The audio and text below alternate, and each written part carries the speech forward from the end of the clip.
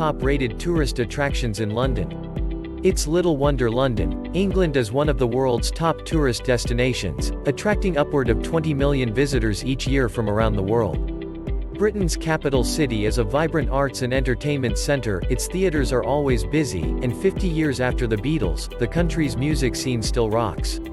London also offers one of the planet's greatest concentrations of cultural attractions. From royal palaces to the People's Parliament, from museums and cathedrals to riding a giant Ferris wheel for breathtaking views over the River Thames, you could spend endless days exploring London's best sightseeing locations without ever running out of unique things to see and do. And, as an added bonus, many of the best places to visit are free. So here is the 10 top-rated tourist attractions in London. 1. Buckingham Palace and the Changing of the Guard. One of Britain's most iconic buildings, Buckingham Palace is also the scene of London's most popular display of pomp and circumstance, the Changing of the Guard. Drawing crowds at 11:30 a.m. regardless of the season, this colorful and free display of precision marching and music also takes place at St. James's Palace, after which you can follow the band along the Mall as they march between sites. Buckingham Palace was built in 1837 and has been the London residence of the royal family since Queen Victoria's accession. If you're wondering whether the Queen is in, look at the flagpole atop the building. If the royal standard is flying day and night, she's at home. On special state occasions, she and members of the royal family may even emerge on the central balcony. 2. The Tower of London and Tower Bridge. From prison to palace, treasure vault to private zoo, the magnificent Tower of London has fulfilled many different roles down the centuries. One of Britain's most iconic structures, this spectacular World Heritage Site offers hours of fascination for visitors curious about the country's rich history. After all, so much of it happened here. Inside the massive White Tower, built in 1078 by William the Conqueror, is the 17th-century line of kings with its remarkable displays of royal armaments and armor. Other highlights include the famous Crown Jewels exhibition, the Beefeaters, the Royal Mint, and gruesome exhibits about the executions that took place on the grounds. The adjacent Tower Bridge, its two huge towers rising 200 feet above the River Thames, is one of London's best-known landmarks. 3. The British Museum. Displaying one of the world's finest collections of antiquities, the British Museum contains more than 13 million artifacts from the ancient world. With priceless objects from Assyria, Babylonia, China, Europe, and elsewhere, it's hard to know where to begin. But most tourists head first for the museum's most famous exhibits, the controversial Elgin marbles from the Parthenon, the Rosetta Stone, the colossal bust of Ramesses II, the Egyptian mummies, and the spectacular hoard of 4th-century Roman silver known as the Mildenhall treasure. In addition to a well-stocked, on-site bookshop boasting an exhaustive array of titles on ancient history, archaeology and art history, there's a shop selling kids' games and souvenirs, along with one that sells replica sculptures and jewelry. For those able to linger longer, the museum offers a variety of lectures and workshops, plus a restaurant and cafe. 4. Big Ben and Parliament. Nothing screams London more emphatically than the 318-foot tower housing the giant clock and its resounding bell known as Big Ben. It's as iconic a landmark as Tower Bridge, and the tolling of Big Ben is known throughout the world as the time signal of the BBC. Below it, stretching along the Thames, are the Houses of Parliament, seat of Britain's government for many centuries and once the site of the Royal Westminster Palace occupied by William the Conqueror. Tours of the Parliament buildings offer a unique chance to see real-time debates and lively political discussions. From Parliament Square, Whitehall is lined by so many government buildings that its name has become synonymous with the British government. 5. National Gallery. Ranking among the top art museums in the world, London's National Gallery represents an almost complete survey of European painting from 1260 until 1920. The museum's greatest strengths are in its collections of Dutch masters and Italian schools of the 15th and 16th centuries.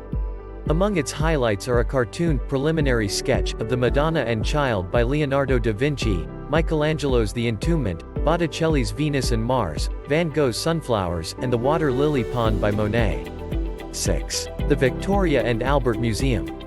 The Victoria and Albert Museum, aka the V&A, is part of a South Kensington-based group of museums that includes the Natural History Museum and Science Museum.